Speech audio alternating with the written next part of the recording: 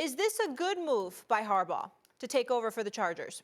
I think it's a tremendous move. I think it's a tremendous move by the Chargers organization, and I know a few people within that organization, and I made sure they knew from weeks ago that's the move you had damn well better make. If you remember, Molly, I sat right in this seat from Los Angeles, California, in our L.A. studios, okay? And the day that Brandon Staley, the now former head coach for the Chargers, gave up over 60 to the Las Vegas Raiders, I looked at my watch. It was approximately 7:30, and I said by 9:30 he should be gone.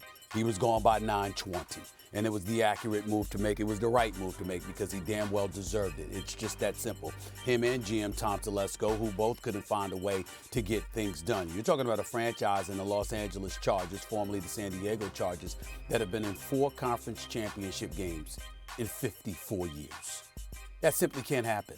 You have a situation where you're in the second largest market in the United States, Dan Orlovsky, and I know you don't get out to these parts very often. So let me educate you. Let me educate you a little bit about it, okay?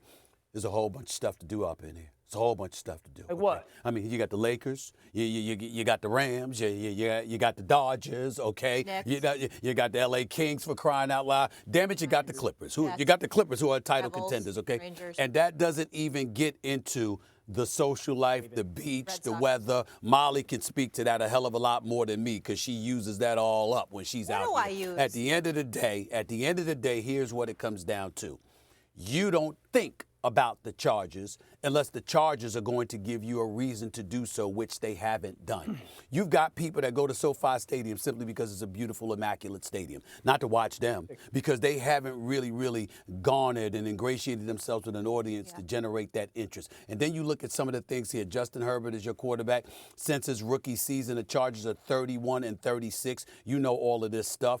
4-4 last season. They started out before losing 8 of their last 9 games. You know all of this kind of stuff. This is why Telesco and Brandon Staley are gone. You look at Jim Harbaugh. He's a name. He's a win. He's a national champion now, the reigning defending national champion in San Francisco, born in Palo Alto. Starred as a coach at Stanford, goes to the NFL with the San Francisco 49ers, takes them to 3 NFC championship games and a Super Bowl in 4 years. You take all of that stuff into account. You combine that with the fact that you remain out here out west, but still in the same state. You couple that with the fact that Telesco and Staley are gone, and now basically you've got your run of the mill. And we know more than anything, because Greeny's been telling us this for months since he ran into Jim Harbaugh, how much Harbaugh has raved about Justin Herbert. That is the quarterback that he wanted to coach. You have it. He had Alex Smith and Colin Kaepernick in the NFL. Now he's got Justin Herbert, who's basically, in terms of yards per game, is second only to Patrick Mahomes, in recent memory. This brother, Justin Herbert's got tremendous potential, and if anybody's going to peel it out of him, it's Jim Harbaugh. This is absolutely positively the right coach for this job. They did the right thing and very smart by not letting him out of that building. Yeah, I agree. It's a home run for both Coach Harbaugh and the Los Angeles Chargers and the NFL. Completely agree. Second thing, I am by far East Coast biased. I don't go to the West Coast much, Stephen A. Don't have a giant desire to. I think we have better beaches on the East Coast. We have better food on the East Coast. We got better. You ain't been to the beaches in Florida, apparently. We got better food we got better culture.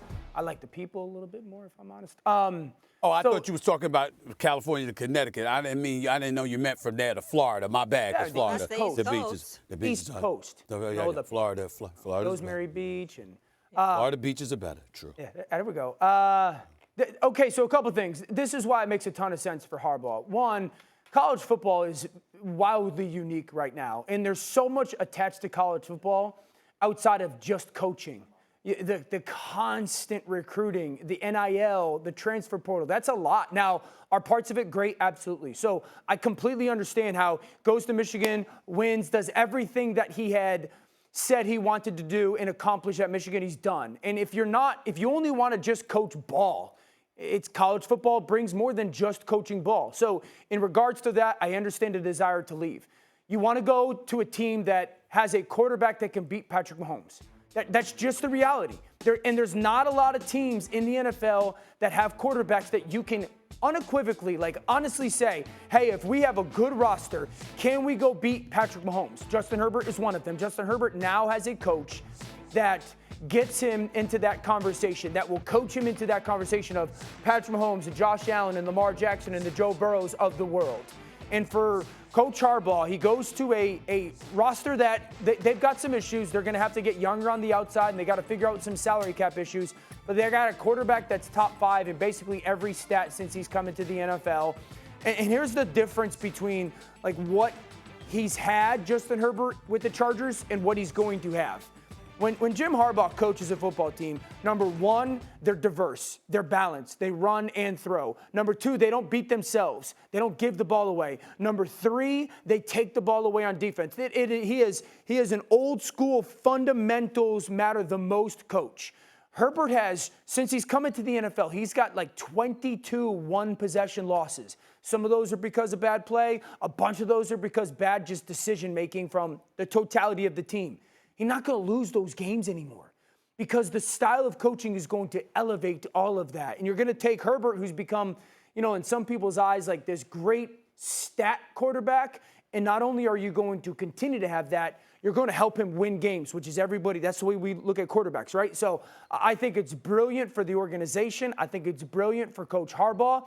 And I think the Chiefs finally have somebody who's an adult at the table in that division. They're on notice.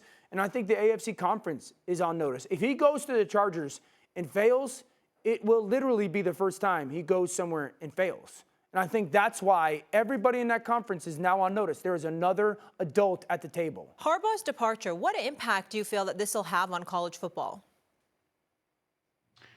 I think it's a positive, frankly, and I hate to interrupt the coronation here of a new pope, but let's remember a couple of things about Jim Harbaugh, my friends. You're hilarious, Paul. He was at Michigan Paul, 9 years. You are unbelievable. The first 6 years weren't exactly True. virtuoso, okay? True. He nearly got fired, and he was this close to getting fired. And the last 3 years were brilliant. Everyone agrees with that, and that's why we're celebrating him today, and we should celebrate him. But he's leaving behind a mess. I realize he won the national championship, and that's so easy to celebrate.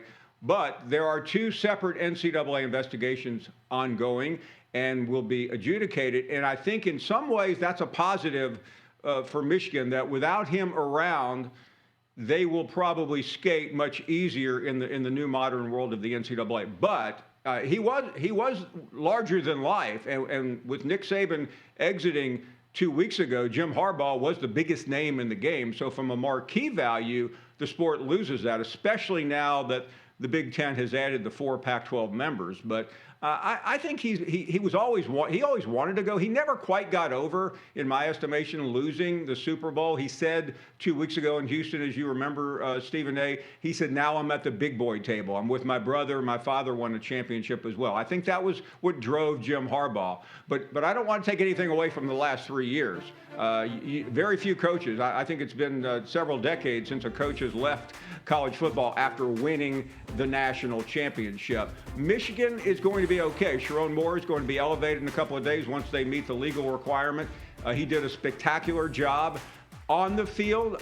Stephen A., we might not think that his post-game celebration after the first victory was fantastic, but the players like him. And the biggest change for Michigan, they will probably hold on to most of their roster, unlike Alabama, who in the last 2 weeks has seen massive carnage.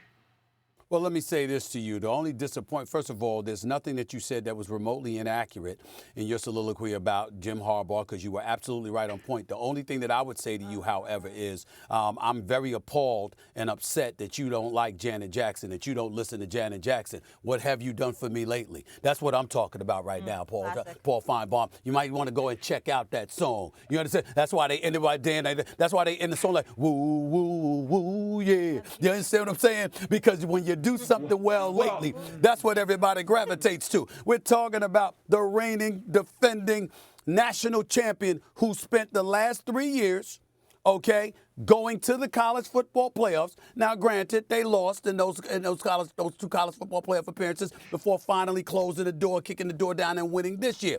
But 3 consecutive college football appearances, 3 Big Ten titles, and oh, by the way, beat the living hell out of Ohio State so badly, everybody was wondering about the future of Ryan Day. I mean, we want to call him Ryan Knight, as in good night, because you're about to get up out of here because you're getting your behind kicked by the Michigan Wolverines. We all know that when you go to that job, there's 2 things that they wanted more than anything. Even when we're talking about a national, and tell me I'm lying, Paul, even when you're talking about a national championship, that was beautiful, beautiful, beautiful. Last time you won a national championship, co-national champions in 1997. We get that.